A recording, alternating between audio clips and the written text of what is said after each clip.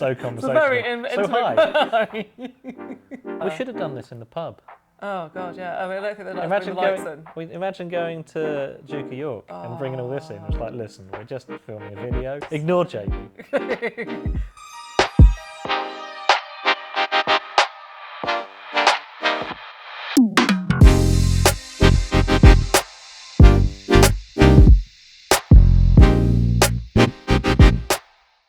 Hello YouTube, welcome back to Ryan Builds Wheels. I'm Ryan and I build wheels. Today I've got Steph from Everybody Outdoors with me, and we're going to be talking about how the bicycle industry has a problem. And that problem is, what is the problem? Fatphobia? Yeah, I think the industry has some internalised fatphobia and a kind of lack of interest in like larger and heavier riders and not really wanting to kind of cater to our needs. And you see that both in like the lack of clothing that you can get. It mostly stops for women. It mostly stops at a size 16, and there's plenty of women who cycle in larger than size 16 bodies, but there's very little clothing available. You can't get padded cycling shorts, you can't get technical jerseys, other than the wonderful fat lad at the back, who wonderfully do cater to us, larger bodied folk. That's been a real game changer for me, because before that I was just wearing really old, ill-fitting cycle shorts. Yep. Yeah, I've got some flab gear. Thanks, fat lad. It's good. It's great. I may be short, but I am wide, and I have a bum. Yeah. And it's not changing in shape anytime soon, and it's just so much nicer to ride in gear that fits you, and doesn't make you aware that it's not made for us. And they do a really good job. They haven't just scaled up their stuff. They look at different bodies and how they change at sizes. So their stuff that's in a size 24, they've looked at how bodies change and adapted it to that, which a lot of brands don't do. They just make things wider. But I need a jersey that's going to come down lower to go over my belly, otherwise it just rolls up when I cycle. So I think that's really great, and the whole brand kind of includes representation, and it feels really genuine and authentically welcoming in that. But I still think when you kind of start getting into a kind of bike kit, bike equipment, bikes. The hardware. I've had my bike for 7-8 years, and it's been fine for a commuting, pootling around the city kind of bike. But now as I've got more into longer distance, and as I'm starting to get into cycle touring, I'm starting to feel those limitations. Both in terms of I've just got my gearing had changed, and I've got a new rear cassette, and I felt really lucky to have a bike shop where I could go into.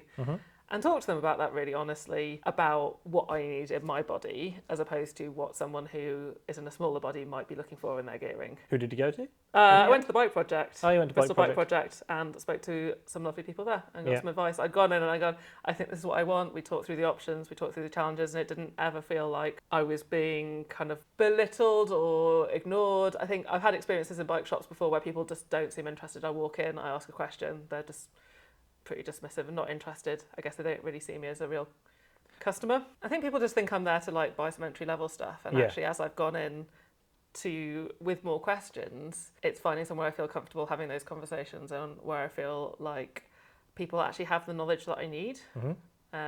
Because not everybody does know, and I don't want to scare some poor 18-year-old in his first job by going and being like, hi, I think I'm too heavy for my bike wheels, can you help me with some advice? Well, the bike industry also has a problem in that, especially when it comes to it as a profession, it's often seen as a lifestyle choice. And so we've got this something else that's a bigger industry issue, I think, is what I call Saturday boyism. You've got this thing whereby it's seen as a very casual kind of job. You're doing what you love, and so as well you don't therefore deserve to be paid properly because you get a discount on bike parts. Whoop-de-doo. And as well, what happens is people then don't take the profession seriously. Mechanics especially get particularly underpaid. They don't develop professionally, and in the end they'll leave the industry. And people don't have the chance to develop those specialisms. And a lot of the knowledge as well seems to be towards catering to that high-end performance market. And actually there's plenty of us out there who have a need of that knowledge and expertise, but in a different way. And I mean, for me, to talk to somebody about the challenges I face in my body, it requires quite a lot of vulnerability. I'm comfortable in my body, but it is still something that to go into a shop and talk to a stranger about how my weight impacts me Yep. is a big deal. You know, I've done a lot of work to kind of get to where I am, and the fact is I am heavy. Like for me, that's a neutral kind of way to talk about it. Like I am heavier than a lot of people, but to find somebody in a bike shop I can comfortably have that conversation with is really difficult. And I think it's a lot about people's approachability and how somebody responds when you go in with a problem as well. You know, if somebody's like really interested in actually discussing your needs and taking you seriously as a customer and taking the time, and if they don't know the answer, being honest if they don't know the answer, and then go and do some research and being like, well, if you come back next week, I can give you some advice about that. Yeah, a willingness to find out, for sure. But I think we talked about my wheels, for example. So like on my bike wheels are not great. They're just what came with the bike. I am probably at the upper end of the limit on them weight-wise, and if I'm going bike touring, you know, carrying weight with me is going to push me over that. Yeah, it's wacky. A lot of the industry, for some reason, seems to think so much gear gets like rated. They're like 100 kilos. That's what it's rated to. They've got this wacky, like they've just chosen a round number and they've gone 100 kilos. That's what our bike or our wheels is rated to. And you know, woe betide anyone who falls above that. They just get told, oh, no, it's not for you. And as well, you know, I've seen it in the past and working at, or running the bike shop that I used to run, then I've seen so many people come into shops or come into, you know, the wheel building business, having been told that, you know, cycling's not for them and that, you know, they're the problem. Yeah. And it's really sad and disheartening to see. Yeah. And I think it's, you know, it's like, for me, being able to have a conversation with you about my questions about bike wheels and for you to be really excited about building me some wheels and to be able to explain to me what I needed in wheels and why, and listen to my needs and listen to what I'm going to do, what I might be doing in 5 years' time so we can future-proof the wheels. I thought it was just about spokes, for example. I thought I just needed more spokes, and actually turns out it's not. Yeah, there's a whole bunch of different things. So I love building wheels for all manner of people, and what's great is when it comes to, like, you know, you get somebody turning up and they're super lightweight and doing hill climbs and stuff like that, and they want the lightest crazy wheels they can, then often it's to do with tolerances and frankly how much money they've got. And you know, building a lightweight structure that's still going to work has its challenges and is exciting because it's cool to nerd out on that stuff. But I'm equally as excited nerding out on structures for heavier, more powerful riders, especially people carrying load, because my background, the way I got into cycling was touring, and expedition touring specifically. So, you know, if I was very much like kitchen sink type shit. You got to have a kitchen sink, at least a foldable one, when touring. And yeah, there's this false idea, especially when it comes to wheel design, that the thing to do is just add more spokes, add more spokes, add more spokes.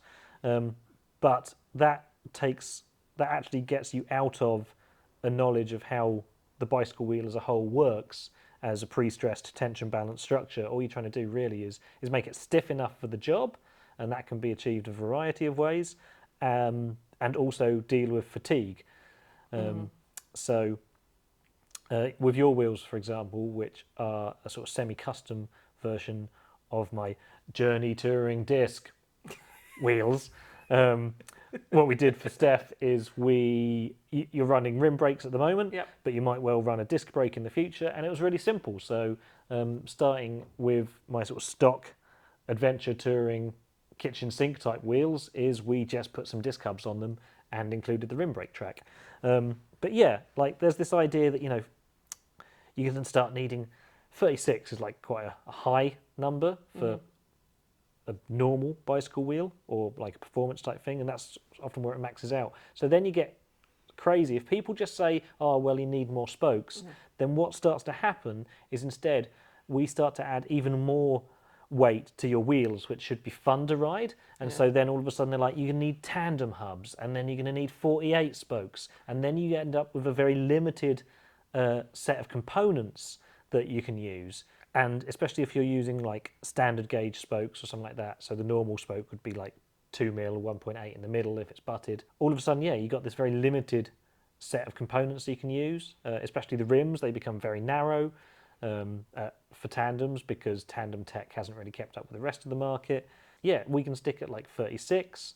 The rims that I use are from a company called Ride, and the Andra series is amazing. If people have got a little bit more pennies to spend, then I often spec the Velocity Cliffhanger. And then, yeah, you don't need like countless spokes on there, because as we see a rise in e-bike type stuff, people are bringing out larger gauge spokes. And even then, that's an interesting conversation. This has like, there's crossover between sometimes touring wheels and e-bike wheels. So a lot of e-bike wheels that you see out there at the moment, big thick spokes on them, but they're cheap shit. Yeah. Like the spokes are galvanized as opposed to stainless steel, and they're just made very quickly. And so they get around the fatigue issue, because your wheels, if it's not going to break and bend, your wheel's going to break spokes over time and fatigue, and that's the problem. So they get around that initial fatigue issue of just putting as much material there as possible. But if you're doing that, it's the same. Making spokes thicker is the same as putting more spokes on something. Yeah. You're just adding weight. Whereas if you're using a higher quality component, a better quality spoke with relevant profiles, so usually spokes could be plain gauge, whereby they're just straight all the way along, or a lot of spokes are butted. We'll talk about that in the future, but basically a butted spoke is thinner in the middle and deals with fatigue better. Okay. And so they're stronger in that they last longer, yet lighter. Yeah. And a lot of brands, the way that they deal with it is it's cheaper for them just to provide a larger number or thicker number of inferior quality spokes and go from there. And then hubs is really simple. Yeah, hubs could be a whole different thing. But again, the hubs that we spec for you, to be brief, we went with a disc brake hub so as you can use them in the future, meaning that you've got a degree of forward compatibility. And I've waffled about Bitex hubs to people many a times, but the hubs that we use on the touring series have an additional bearing count. So the front hub, for example, has 4 bearings rather than sealed bearings. Has 4 sealed bearings rather than the usual 2, and they're oversized, meaning that service intervals is much longer. Yeah. You go with a steel free hub. The free hub mechanism that we chose, that brand has 2 different designs of free hub. One it's got 6 engagement points inside, 6 pulls, and one option is that you get 2 sets engaging at different times. Yeah. Or you can choose the steel free hub, which is stiffer in and of itself and less likely to... Do you know what I mean by cassette bite? Yeah. Yeah, so you're less likely to suffer cassette bite, especially if you're putting lots of power down or carrying load. And additionally, it engages all 6 pulls at once. So again, in tandem, no pun intended, with the steel axle that's used in those hubs rather than aluminium, then it's transmitting all that force through 6 pulls rather than 3. Okay, so it's, yeah. inverted commas, twice as stiff. And what's really interesting for me is, again, like, there's this last bit of wheel chat. There's this absolute obsession with wheel weight as the metric for what makes wheels good, but wheels need to be fit for purpose. Yeah. And especially when it comes to hubs, like the touring hubs are heavy bits of kit, but it's right smack bang in the middle of the wheel. So it's actually, its actual, the hub's effect on performance and how a wheel feels, even though it's heavy, is meaningless. Yeah. And I think that's really important. I think, like, when we had our chat about wheels, it was the fact that you could explain to me, like, you listened to what I was going to do, you listened to what I had coming up, my plans for the future, and it was like, okay, so this is why I'm going to use this is why I'm going to use that, this is why I'm going to use the other. It wasn't, like, to make the wheels that are right for me. It's like somebody isn't just picking something off the shelf and being like, oh yeah, this will do. This will hold a bit more weight than the other wheel. It's like, no, these wheels are built, like, for you and for your needs, which you've listened to. And I think what I want to see is I want to see more people in the bike industry care about larger and heavier riders and care about our needs, because they are different. And I think often we are dismissed because maybe it's a little bit less sexy than the kind of super lightweight hill climbing kind of nerdery. But actually, I think, like, I like how excited you get. It's like you're just as excited about building wheels for me as building a super lightweight wheel. And I think that it's a different challenge. Yeah. But I think it's, we like, so with Everybody Outdoors, like we work with plus size and larger bodied people. Did we talk about Everybody Outdoors? Did we introduce that? Everybody Outdoors. So Everybody Outdoors is an organisation working with plus size and larger bodied people in the outdoors. So we do some work with brands to help kind of try to push the envelope on the size of the clothing and kit that they're making. But we also kind of create online and in-person spaces for people to kind of get outdoors in a safe and supportive environment through courses, through kind of local groups. We come across a lot of plus size people who kind of are nervous and, aren't sure what they need in a bike and don't really feel comfortable going into bike shops. So I think it's about thinking about what within the industry needs to change. And I think a lot about is how can you be approachable to people? It's like, if somebody comes into your bike shop or into your bike business, it's like, how do you treat them? It's like, don't make assumptions about somebody's abilities based on how they look. Is, a fairly important thing. It's like, I'm relatively new to cycling, but I'm a really experienced hiker, and it happens all the time to me that people take one look at my body and dismiss me as a newbie, presume I don't know what I'm doing, presume I'm being irresponsible by climbing that mountain. And I think that happens in cycling as well. We've got some really experienced cyclists in our community, and they're just endlessly frustrated by being dismissed. So it's like, don't make the assumptions. Watch your language. It's like, we're talking about heavier and more powerful riders. Like, try to use weight neutral language.